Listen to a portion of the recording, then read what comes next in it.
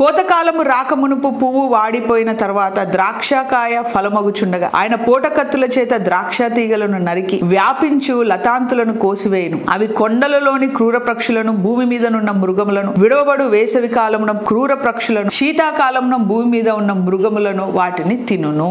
So ఫలభరితమవుతున్న కొన్ని ద్రాక్ష తీగలను కోసేస్తే క్రూర పక్షులు, మృగాలు, క్రూర పక్షులు శీతాకాలంలో ఉండే ఆ తీగలను తింటాయి. అంటే కొన్ని క్రూరంగా వ్యాపిస్తున్న కొన్ని తీగలను దేవుడు కట్ చేస్తే క్రూర పక్షులు వాటిని తినేస్తున్నాయి. సో కొన్ని ద్రాక్ష తీగలను, అంటే కొందరు మంచి వాళ్ళని క్రూర పక్షులు తినేస్తున్నారు, కొందరు కారు ద్రాక్షకాయలు కాసే ద్రాక్ష తీగలను కూడా క్రూర పక్షులు తినేస్తున్నారు. అంటే ఓవరాల్ గా ఏం చెప్తున్నాడు ఇక్కడ, ద్రాక్ష తీగలు అంటే కామన్ పీపుల్ లాగా దేవుడి మీద ఆధారపడే వాళ్ళు, మంచి వాళ్ళు, నీతిమంతులు. కారు ద్రాక్షలు కాసే వాళ్ళు అంటే కొంచెం చెడ్డోళ్ళు. ఈ ద్రాక్ష తీగులు అంటే కామన్ హ్యూమన్ బీయింగ్ ని ఈ యొక్క క్రూర పక్షులు అనే వాళ్ళు క్రూర జంతువుల్లాగా, పక్షుల్లాగా వాళ్ళు ఫలించే సమయానికి నాశనం చేసి తినేస్తున్నారు. అంటే లోకమంతా కూడా భయంకరంగా ఉంది, లోకమంతా కూడా చెడ్డ కాలంగా ఉంది. ఆ కాలమున ఎత్తైన వారు, నునుపైన చర్మము గల వారును, దూరమునున్న భీకరమైన వారును, నదులు పారు దేశము గల వారునయ్యున్న దౌష్టికులకు ఆ జనులు సైన్యములకు అధిపతి యెహోవాకు అర్పణముగా ఉందురు. అంటే కోతకాలం రాకమునుపు పువ్వు పూసి కాయగట్టిన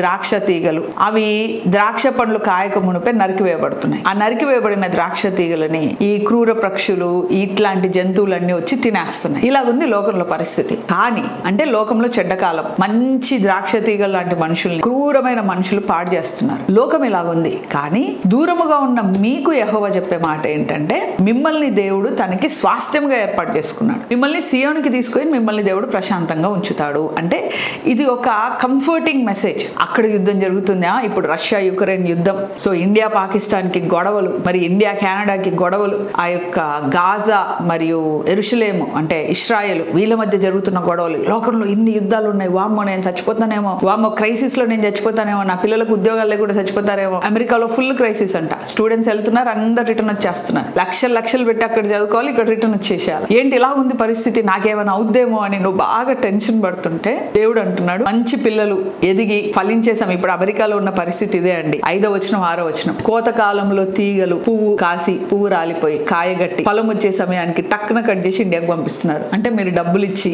వాడిని కాలేజీలో చదివిస్తే వాడు మంచిగా చదువుకొని పట్టా పొందుకొని ఇంకా ఫలించే సమయం, పోయి ఉద్యోగం చేసి సంపాదించే సమయానికి ఉద్యోగాలు లేవు, మీరు వెళ్ళిపోండి ఇండియా కంటే వాళ్ళందరూ కట్ చేసి ఇక్కడ వచ్చేస్తున్నారు. అలాగనమాట లోకంలో అలాగుంది పరిస్థితి. కానీ మీరేం భయపడొద్దు. అలాగ తీగలు కట్ చేసినట్టు కనిపించిన, ఆ తీగలు క్రూర మృగాలు తింటున్నట్టు కనిపించిన యెహోవా మీతో మాట్లాడే మాట ఏంటంటే, మిమ్మల్ని దేవుడు స్వాస్థ్యంగా ఏర్పాటు చేసుకుంటున్నాడు. అంటే కొన్ని పరిస్థితులు వస్తాయి, బిజినెస్ పెడతాం, మంచిగా ఫ్లరిష్ అవుతుంది, డబ్బులు వస్తుంటాయి. ఆ డబ్బులు వచ్చి ఇంకా అది ఎక్స్పాండ్ అయ్యే సమయంలో కల్లా ఎవరో ఒకరు మోసం చేస్తారు, ఎవరో ఒకరు పని మానేసిపోతారు, ఎవరో ఒకరు నీ మీద పేర్లు పెట్టడం మొదలు పెడతారు.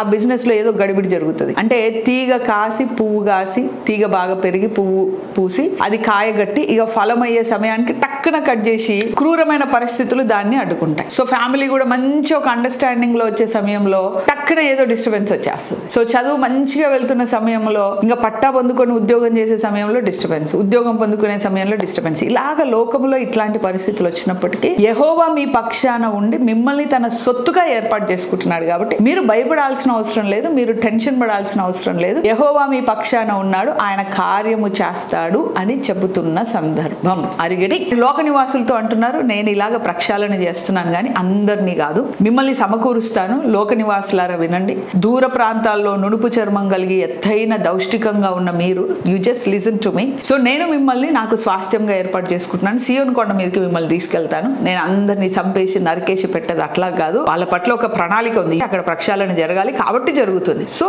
ఇలాగ జరగాల్సిన వాళ్ళకి తీర్పులు జరుగుతున్నాయి. చాలా తీగలు కట్ చేసి కాలిపోయినట్టుగా తినేస్తున్నట్టుగా ఉన్నాయి, కానీ మీకేం కాదు, మిమ్మల్ని నేను స్వాస్థ్యంగా ఏర్పాటు చేసుకుంటాను. ఆమేన్, హల్లెలూయా. సో కాబట్టి this is a very apt word మనకి. అలాగే యుద్ధాలు జరుగుతున్నాయి, అవునండి. రష్యా యుక్రెయిన్ వార్ జరిగినప్పటి నుంచి క్రైసిస్ మొదలైంది, ప్రాజెక్ట్స్ చాలా ఆగిపోయాయి. ఇప్పుడు ఇజ్రాయెల్ గాజా యుద్ధము మళ్ళీ ఇంకొకటి యాడెడ్, తర్వాత మళ్ళీ ఇండియా కెనడా కోల్డ్ వార్ నడుస్తానే ఉంది. ఇప్పుడు అమెరికాలో ట్రంప్ రావడంతో ప్రపంచ దేశాలన్నీ కూడా ఆయన నా అమెరికా బాగుపడాలంటారు, అంతే కదండి. నా ఇల్లు బాగుపడాలంటే కానీ నా ఇంట్లో ఉన్న సరుకంతా పక్కింటోడికి ఇచ్చి వాళ్ళు బాగుపడాలనగారా ఎవరైనా? ఏసే కూడా నీ కష్టార్జితం నువ్వు తింటావు, నీ కష్టార్జితం పక్కోళ్ళు తినరని ఏసే కూడా అంటాడు. సో వాళ్ళ దేశం వాళ్ళ కష్టార్జితం వాళ్ళు తిని వాళ్ళు బతకాల, పక్కోళ్ళు వచ్చి వీళ్ళకు ఉద్యోగాలు లేకపోతే ఎట్ట కుదురుతుంది అని ఆయన దేశాన్ని ప్రేమించుకొని ఆయన ఏదో చేసుకుంటున్నాడు. సో మిగతా వాళ్ళకంతా కూడా దడ, వామ్మో మమ్మల్ని పంపించేస్తున్నాడు. సో ఇలాగా ఆయన చేసింది న్యాయమైనప్పటికీ మిగతా వాళ్ళకి కొంచెం నష్టం జరుగుద్ది కదా, ఎవరికి నచ్చట్లా. సో అలాగా ఫలించి కాయగాసే సమయానికి వచ్చేసరికి అయ్యా టక్కుమని పీజీ చేసిన పిల్లలు రిటర్న్ రావడం, ఉద్యోగం రావాల్సిన పిల్లలు రిటర్న్ రావడం, సో H1B క్లిక్ అవ్వాల్సిన పిల్లలు రిటర్న్ రావడం, ఇలాగ అనేక మంది అమెరికాలో ఉన్న పిల్లలు రిటర్న్ రావడం ద్వారా చాలా మంది బాధ వేదన, లక్షల డబ్బులు వెళ్ళిపోయాయన్న బాధ వేదన చాలా మందికి ఉంది. అయినప్పటికీ దేవుడు ఏమంటున్నాడంటే, ప్రపంచంలో క్రైసిస్ ఉన్న, గొడవలు వచ్చిన, చాలా యుద్ధాలు జరిగిన, అనేక దేశాల్లో ప్రక్షాళన జరుగుతున్న దూర జనములారా, మీరు నా మాట వినండి, నేను మిమ్మల్ని స్వాస్థ్యంగా ఏర్పాటు చేసుకొని నేను మీకు సహాయం చేస్తాను. కాబట్టి ఇట్స్ అప్పట్లో ఉన్న వాళ్ళకి కూడా ఈ వాక్యము వర్తిస్తుంది, చాలా కంఫర్ట్ ఇచ్చి ఉంటుంది. అంటే యెషయా వచ్చి ఇక్కడ ప్రవచిస్తున్న, మిగతా దూతలు వెళ్ళి ప్రపంచ దేశాలకు ప్రవచించారు, డోంట్ వరీ దేవుడు మిమ్మల్ని ఏర్పాటు చేసుకుంటాడు, మీ మీదకి ఏం ప్రక్షాళన రాదు, మీరు కొంచెం భయం భక్తితో ఉండండి అని మిగతా వాళ్ళు మిగతా దేశాలకి ప్రవచించుంటారు. అది అప్పుడు జరిగిన కథ.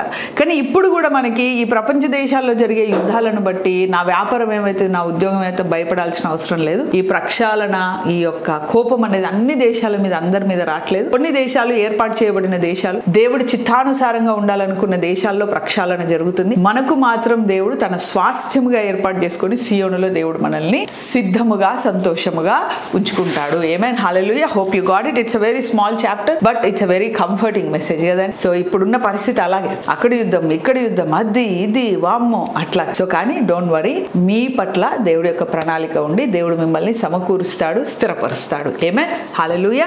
Praise God. ప్రార్థన చేస్తాం. Yes, thank you master, thank you lord. యేసయ్యా నీకు స్తోత్రం, వందనాలు. అద్భుతాలు, ఆశ్చర్య కార్యాలు చేసే దేవా, ప్రపంచంలో ఉన్న పరిస్థితులను బట్టి మేము ఎంతో బాధపడుతుండగా, వేదన పడుతుండగా, యేసయ్యా తండ్రి నీ కృప కుమ్మరించి, నీ కనికరం కుమ్మరించి అయ్యా మీరు మాతో మాట్లాడినందుకు వందనాలు అయ్యా. మరి ద్రాక్ష కాయలు మరి పండే సమయంలో తీగలు కట్ చేయబడి నాయన మరి అక్కడ పడేసినట్టుగా, క్రూర మృగాలు తినేటట్లుగా మాకు కనిపిస్తున్నప్పటికీ నువ్వు మమ్మల్ని ఏర్పాటు చేసుకొని, మమ్మల్ని స్వాస్థ్యముగా ఉంచుకొని ఆశీర్వదిస్తానని నువ్వు ఇచ్చిన వాగ్దానమును బట్టి నీకు వేలాది వేల వందనాలు. అద్భుతాలు, ఆశ్చర్యకార్యాలు చేసేదేవు. ఈ వాగ్దానములు మా జీవితంలో నెరవేర్చబడి స్థిరముగా ఉండినట్లు కృప దయచేయమని యేసు నామములో ప్రార్థిస్తున్నాం తండ్రి. ఆమేన్, ఆమేన్, ఆమేన్.